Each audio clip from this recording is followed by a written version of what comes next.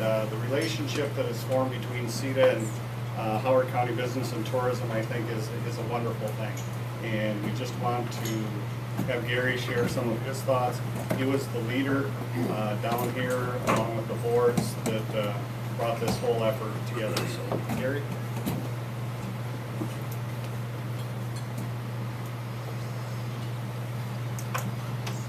Good afternoon, good morning. I think we're getting close to afternoon. Real happy to have all of you here. I think this might be history right now. It could be the first meeting in Iowa that has more people from Minnesota.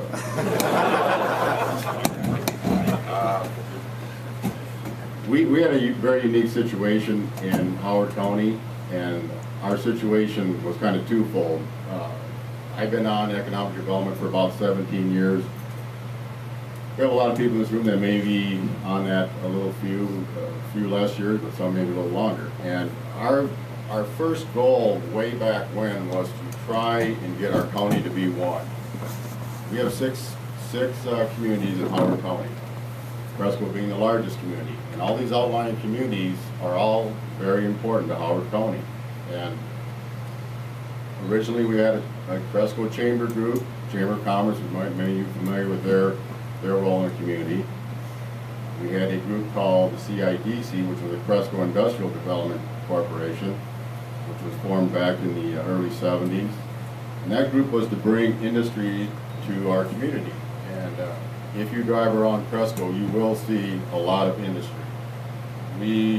This group had a lot of vision at that time, and the vision was we've got these farm families, and we have all these boys and girls coming off the farms, and we need local jobs. We need to keep them in our community. There's no way you could sustain big farm families and everybody stay farming. That was the role of Cresco Industrial Development. About the time that I got on the board, and this would have been about 95, we formed a group called Howard County Economic Development. And our goal with that was to bring all the communities together in Howard County so that we could serve everybody in the county and try to keep our county one. Some of you probably know there can be friction between little towns within the same county. That was the things that we were trying to avoid and have a good communication between the counties. Great groups of people.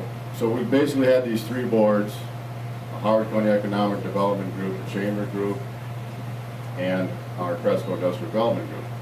Each group was always kind of doing their own thing. And some of us had recognized this, that there wasn't good cohesion between the different boards. Again, all these volunteers, we were in charge of staffing this office, making sure there was leadership in this office, worrying about expenses, worrying about bills. After about our third or fourth economic developer, a lot of us we're starting to get pretty frustrated. As you go back, you run your own businesses, and then we're trying to figure out how to make this business work, because you did have to look at it as a business. And lo and behold, a brochure wanders into our office from CEDA, and we were looking for a different solution. And Spiff had a little bit of background on it. She was working in it.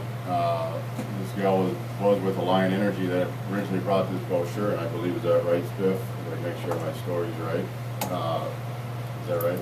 And we said, let's give him a shot. And let's let him do a presentation. And Ron had alluded to earlier that when he came in that first meeting, it was kind of a little standoffish thing going on, but he did a great job. And it was Chris that came down, and we kind of broke the ice right there. And we decided we've got to keep pushing on this. But the biggest thing we did was always keep everybody in the loop. We thought it was very important that all these boards would come together and continue to work to the common goal of simplifying. How do we make it easier for us as volunteers so we can do our job as volunteers and get over the staffing issues that we were having and streamline. So it was just about 2 years ago, it was actually 2 years and a month, that we had our annual meeting in this facility. And I think think that was the nervous I ever saw Ron Ziegler in my life. He had brought Chris Gassner and Chris Geeson with him, and it was referred to by some people, did he have to bring bodyguards? So, one of the things that I really want to thank, and I was glad that Dan Evans was here, but Dan Evans, through the Times Plain Dealer and having a great newspaper, he has done a fabulous job for us. Keeping the communication in the newspaper about what was going on with this reorganization, I thought was extremely, extremely important. And even after we had the meeting, I mean, he wrote a very lengthy article going back on the history of how we formed this thing up to the point where all of us agreed on it, to where Ron made his presentation 2.5 years ago, or 2.5 years ago. And at that time, we still did not have any staff. We made sure that we made the presentation at the annual meeting, and then we went out and it was just like starting over. We were going to interview people, the people that were in the office could reapply, and it was up to about 6 months after that we did get Jason Passmore hired as our executive director. Everything that we were hoping for, we have accomplished.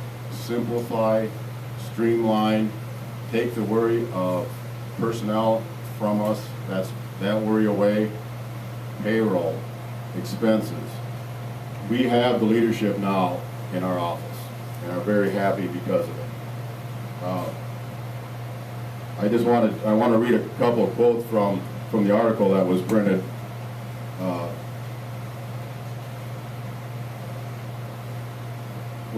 We're bringing an idea to reality. We want to take that idea and work it into something good for the county. This is the vision of our future. We want all, the CIDC, Chamber, Howard County Economic Development, to be under one umbrella servicing our area. Ron is with CEDA. Ron has set a vision for us. He has been great to work with. And Ron had commented,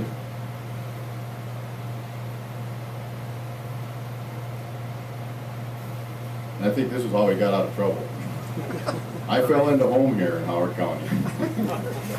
These are exciting times, and we are extremely happy to be here, said Ziegler. These are exciting times not only for Howard County, but for our company. And it was a big step for CEDA to move forward on that. You know, I want to thank and there's a lot of these board members that were here. We went into meetings. We had figured it out. We spent 16 hours between the three organizations meetings discussing moving forward with this plan.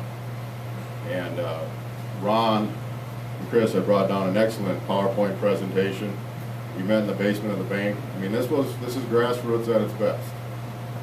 And each group went back and voted and decided and came back. Then we formed our umbrella group, which is we took those three organizations and the president and vice president from each group. Then we formed what we call HCBT, that's Howard County Business and Tourism. That board now is representative of each one of these groups. Each one of these groups are still intact, but we meet and can discuss what each group is doing.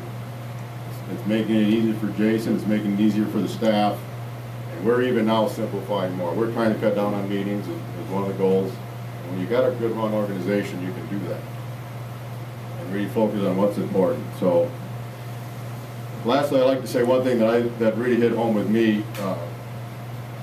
Cresco has the Iowa Wrestling Hall of Fame. It is housed in our chamber building, our Welcome Center, if any of you have been there. It's been in our community for 43 years. And if you're familiar with Dan Gable, Olympic gold medalist from Waterloo, Iowa, is his hometown, and he loves Cresco. And this was his comment to Cresco. The community is what makes it happen. And he was reflecting on how we have kept that banquet going and growing every year. It is the community that makes it happen. When you go back to communities, you in this room make it happen. And that's what we need to do to keep moving forward. So thanks again for coming.